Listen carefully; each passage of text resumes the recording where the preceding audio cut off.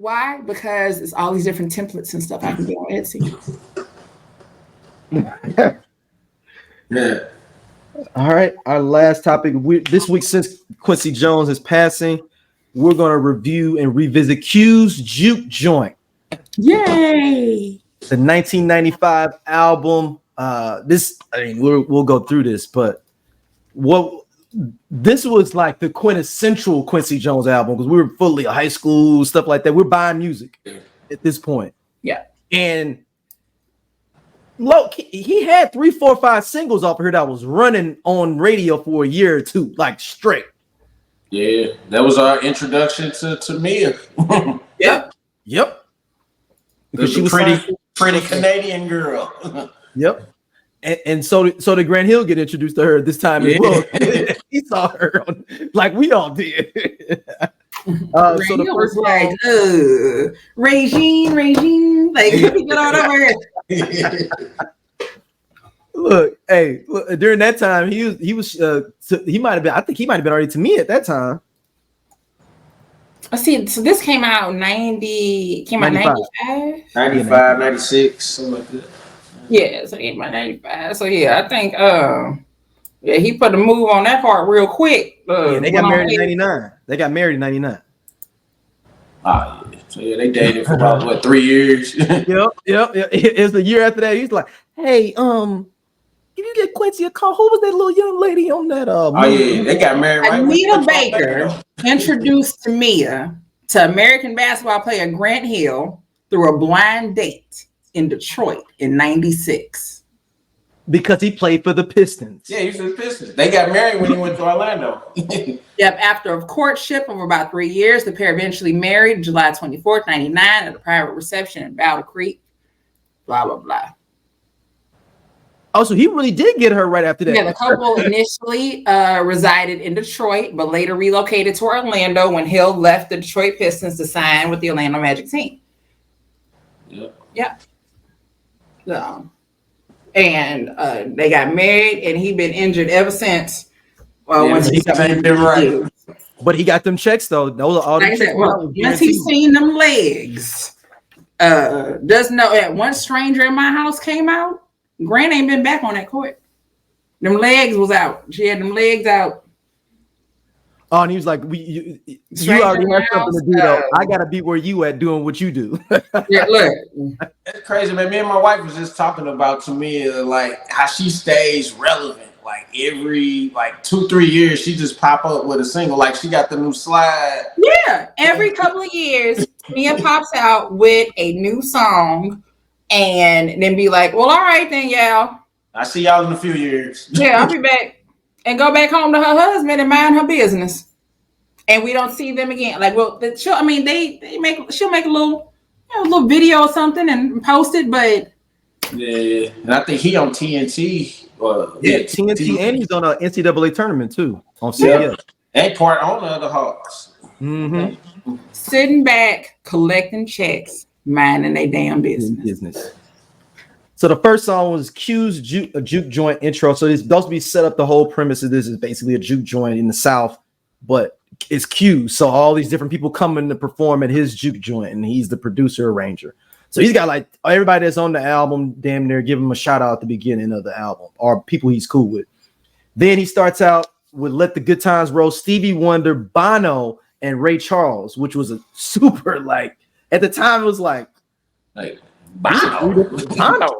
How did if 3 people walk into a bar, Bono isn't the one I'm thinking that'd be with the 2 blind men, unless he worked with them at the blindness center. Like he was like their surrogate or the person that helps out the blind dudes. Like the handler. Yeah, they handler. That's what it felt like with Bono.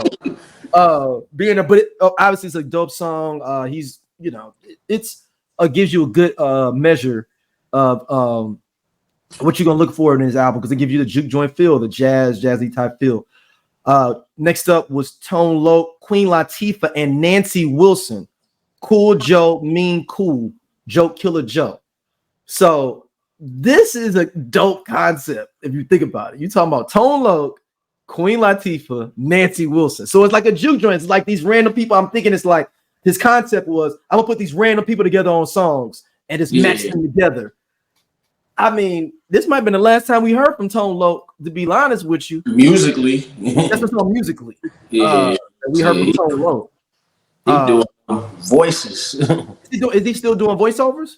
Yeah, he has performed like with those 90s tours. Okay. He does get on those 90s tours. So they usually go on tour like in the spring and in the summer. Okay, because those are good money for those guys doing the 90s tours. Cause I know Hammer was on one of them a couple years ago. Cause my sister, she went out to Riverport to see her. It was about maybe 2-3 years ago. Oh, at Riverport? Mm-hmm. I think it was like Hammer, New Kids on the Block, and somebody else. It was like Paula Abdul, something like that. Like all 90s. There'd be some weird, there'd be some weird combination too with that sometimes. Then next up, we talked about it a little bit, but we can get into this song. A beautiful song, Tamia, You Put a Move on My Heart, which was actually written by Rod Temperton, the silky white boy from that man. From Heatwave. That man just can write a song. Yeah. Oh man, I mean, like that song is a beautiful ass song. Come on. It is. Like it is a I love that song. And I want to say if I didn't play it in the car, me and Big Sip's like second date, if I didn't play it then, I think like maybe like within like that week, I think I maybe sent that song to him. I think I sent it to him. Beautiful song, man. Yeah. And then like that bridge at the end though, where she's humming it. Oh, yep.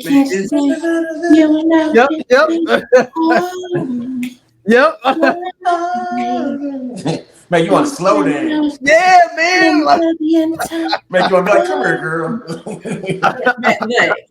Make you want to love some damn body. Yeah. Yep. Make you want to love. I'm telling you, Grant probably heard that song and was like, you know what? Let me go ahead and lock this down real quick. Because I don't even think. I'm not thinking about Grant to me. I'm like, I don't remember her ever dating anybody else. Like, I don't remember her album that came out in '98. He got with her before the album came out. You said they dated for 3 years. They got married in '99. Her album came out in '98.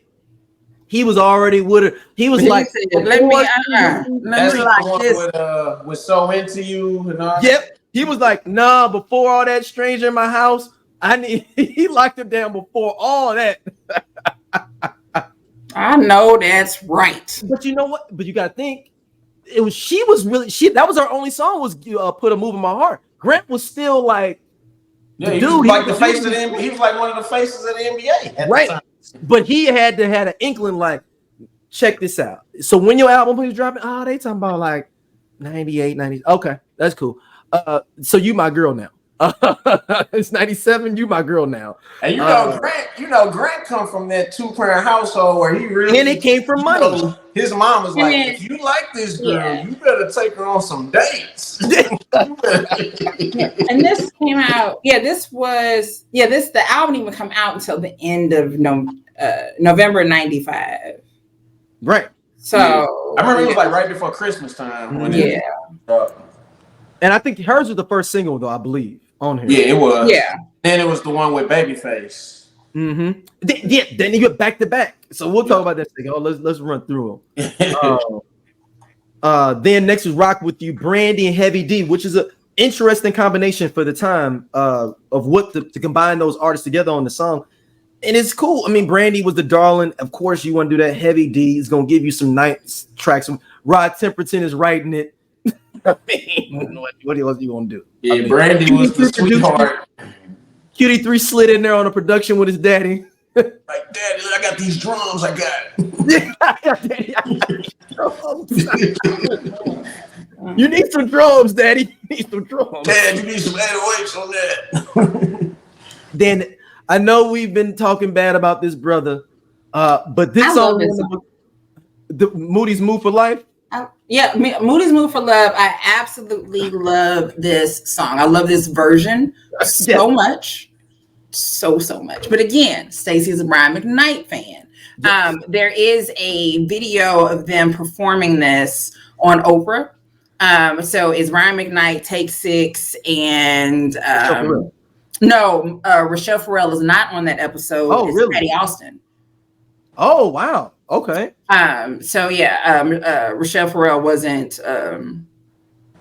She just may not have been available that day. Yeah. But basically, it was them talking about Q's Jook Joint, and so there's a performance of that. But to hear. You hear the song and you hear the harmony, but to watch it and to see Take Six and you're realizing, holy shit, wait a minute, that's not an instrument. That's their voices. That's their voices. Like, again, so like I said, you hear the song, you get it, but when you see the performance, you're like, oh, But no, I love it. And the shout out to the Cosby Show. Because the episode that has Nancy Wilson on it is the first time that I'd ever became aware of this song. First time I'd ever heard it.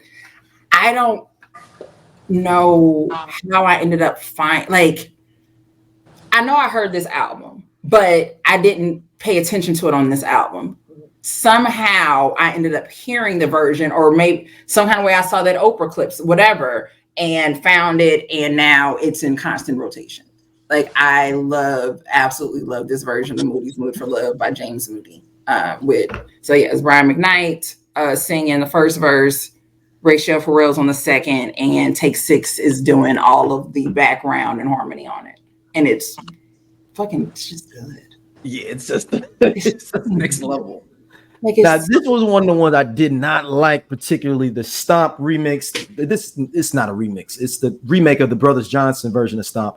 And he just threw a whole bunch of rappers on here and sing it. This was like, hey, I get the concept. It's a juke joint. So it's supposed to be like just random people coming up to the stage and performing songs together in a kind of a juke joint style. I just didn't like the combination of all this. I'm going to be honest with you. It was too much. It's a lot. Why is Shaq on here? You know what I'm saying? Like, it's a lot.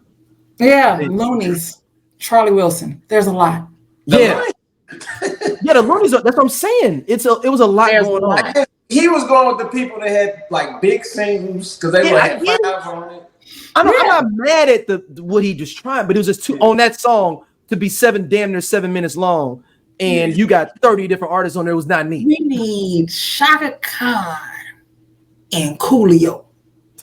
Hey, see if Drew Downs available. You know who we need? Yo-Yo and Melly Mel.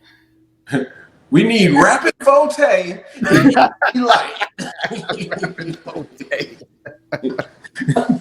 That's correct. So yeah, there's just a lot happening there.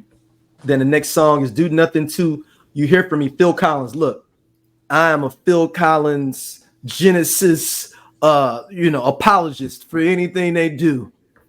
This is just an okay song, but I'm not going to talk about it bad. Hey, yeah. There you go. That's my review of the song. It's fun.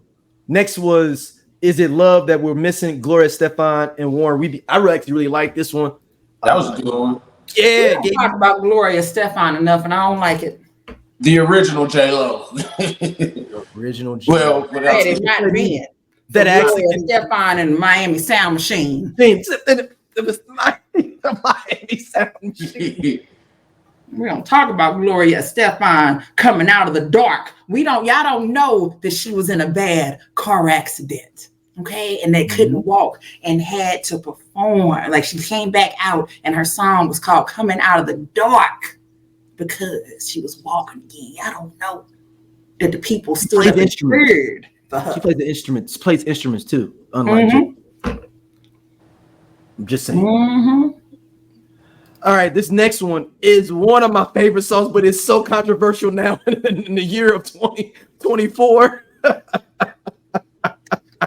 But I love this song, "Heaven's Girl." Now, Rod Temperton did write it, produced by the great the illustrious R. Kelly, but featuring the legends Ron Isley, Aaron Hall, Charlie Wilson. Man, I can't. I don't. This is when we talk about like there's certain R. Kelly songs I can't give away. This is the one. This is one of them right here. Because I don't think, but I don't him feel and like Aaron Holland actually work together. Yeah, but I don't feel like, I feel like this is a Ryan Isley and Charlie Wilson song. Yeah, I mean, the agreement. I always say it is the agreement.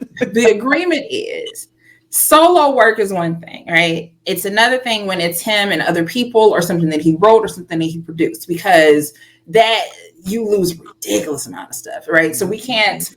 You wrote it and somebody else sang it. I'm not going to penalize that person because you wrote that song, right? Like, but again, I'm not searching for your music. And that's it. So if you like the song, you can like the damn song. Yeah, but this song was this is like the quintessential like Quiet Storm of the '90s song. Right. You know, I mean, you got Naomi Campbell in the background, you know, doing her thing. Like, it's just yeah, Mr. Biggs in the Jook Joint. Actually, low key, this is how they met. I'm assuming. Yeah, because he started doing Mr. Biggs right after. Right. This is how they met, doing Q's Jook Joint. And because he worked with Charlie Wilson too. Mm-hmm. Yeah. All of them was like, brother, we'll take all your songs. So it's like R. Kelly and Aaron Hall, and like, was they just sitting there looking at each other like, you dirty motherfucker? Like, just looking like twins, just like about the Spider-Man, like the Spider-Man just looking at each other. All right, next up was Stuff Like That. Charlie Wilson, Ray Charles, Brandy, Shaka Khan, and Ashford and Simpson. This one actually made all over this album. Yeah, Ashford and Simpson. Because you gotta remember, this is Charlie trying to come back. If you remember, because remember he ended up being on Mia X's joint right after this too. He you know, it was the in between the non-Gap Band thing and then early 2000s when he came back fully. And he did wasn't he on Snoop's second album on the Dogfather? Yep, on the Dogfather. Yeah, because Charlie wasn't seen for a while. You gotta remember Charlie. I mean, when the Gap Band last good hit was like 88. Yeah. Charlie's he was like young. 2003. Yeah, and there was like the addiction stuff, but then the highlight was because with him being with the Gap Band and those songs, and that people like Snoop and that generation, that Gen X generation of people who I just lost the light. Oh well, of people who knew those songs and the ability to be able to work with him were like, oh, I definitely want to work with Charlie Wilson. Why not? Why wouldn't? Mm-hmm. So just like, oh, I can work with Anita Baker? Cool. Like, now, true enough, Anita be on some bullshit these days, but overall, right? The idea that, oh, Anita, yeah, absolutely. And Anita may not have had a song in how long, but just being able to have that bring him back. So, like, so yeah, he's all over this album. He's everywhere. Yeah, he was trying to get himself, but he's like, man, I left my brothers. I got to do some stuff for myself now. I mean, because then Computer Love was one of his kicks off too, being on his own as well with Zapp and Roger, Computer Love, and kind of leaving the brothers for a minute. And then you got to remember, he really rejuvenated. I just thought about it during the fucking Sinbad cruises. He talked about that. When what was it Sinbad? No, Tom Joyner. Tom Joyner. No. The Sinbad things come on HBO. That's where Charlie really came back out at. It was Sinbad when he used to be in Aruba and stuff. Like I think I know what you're talking about. They used I just to don't remember the name of it. I remember seeing Sinbad like on a beach or something, on a cruise. Yeah, hold on. I'm finna tell you what they were called. It was Sinbad. It was Sinbad Summer Jams. Sinbad. Yeah. Gotcha. Yeah, and they used to be big on there. Like El DeBarge came back out on. Like he really was like getting like these soul artists that wasn't known. Or not to say they were known, but like giving them to another group of set of people to be able to come out, and they all end up coming out with more music again. But next up, Slow Jams. I didn't realize SWV is considered on a credit on here. SWV. I just thought Babyface. On background vocals. Yeah, why is Tamia not listed on here for this on here? This is Tamia on here. Yeah, it's Baby with Tamia and Baby. Oh shit, that's right. They redid it. The original version has Coco on there. That's right. They redid it and added Tamia. I always thought it was Tamia. No, the original version's got Coco on it. I forgot that. That's right. There's another version with Coco. The album version has Coco on there. And the single version is the Tamia joint. They remixed it. I believe that's when Coco was pregnant. Because that is around the same time when she was pregnant in the Blackstreet video for Tonight's the Night remix, where she only could sit in the chair because written and produced by Rod Simmons. Vocals for the song were initially recorded by Babyface, Portrait, Barry White, and Coco. A remix version released in 1996 as the album's second single replaced the latter's vocals. So talking about Coco with Tamia. A commercial success. It peaked at number 2 in New Zealand. Blah blah bluey. Yeah. But it don't say. I mean, maybe she was pregnant. I don't know, but I don't know. Couldn't be the video. This one of the ones.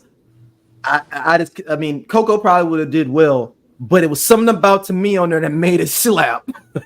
Yeah, like the voice a little softer. Yeah, but she got a powerful voice, but a little bit softer. Yeah, and I love Coco. Don't get nice. Like that Shantae Moore type, you know. Yeah,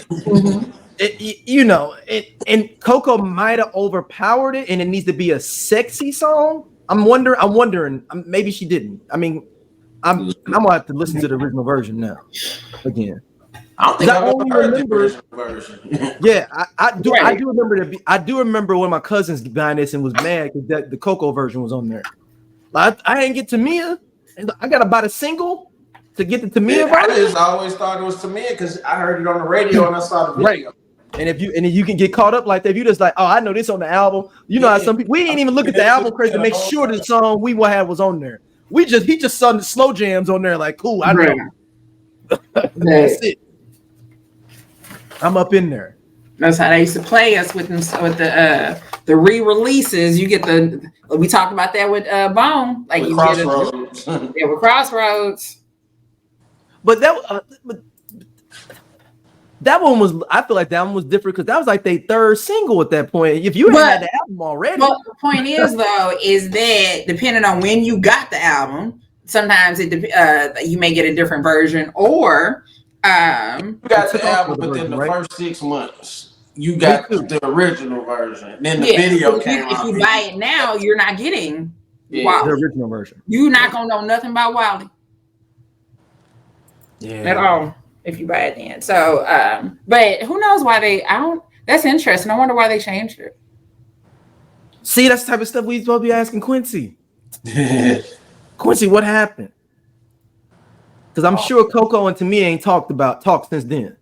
Until like these 90s. Until these 90s. Coco can't stand Tamia. It's like that for when I see it with your basketball husband. You stole my song.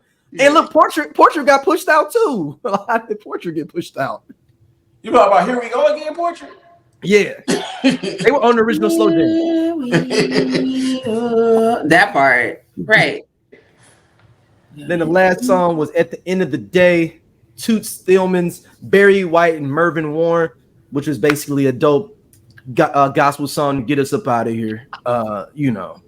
With Barry White doing a gospel song.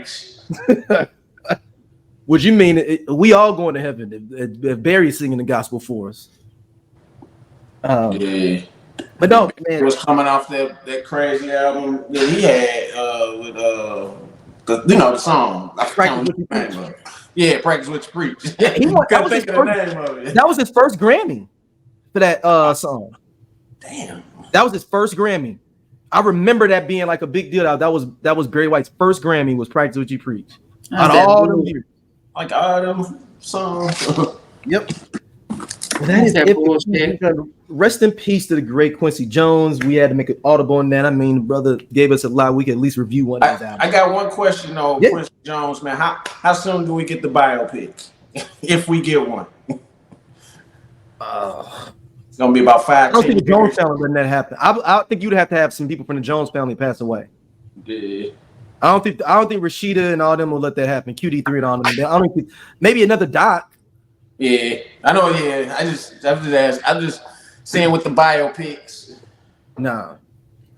Everybody doesn't need a biopic. Like if I just get, I appreciate a regular documentary. I don't need a biopic about everybody. Like I don't need to see someone portray you. Hey, they already had Lorenz Tate do it in Ray. He was playing the young Quincy Jones. Yeah. Like I don't need to see. Like I don't need to see a Prince one, to be honest with you. I don't need to see a Prince. I do want only one I do need is I do need a Rick James biopic.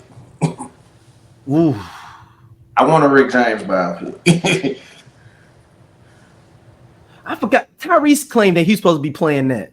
That's I thought it was how many people is Tyrese trying to play? No, he's supposed to be doing both. No, he's cool with Rick James' daughter. Yeah, I don't care. No, okay.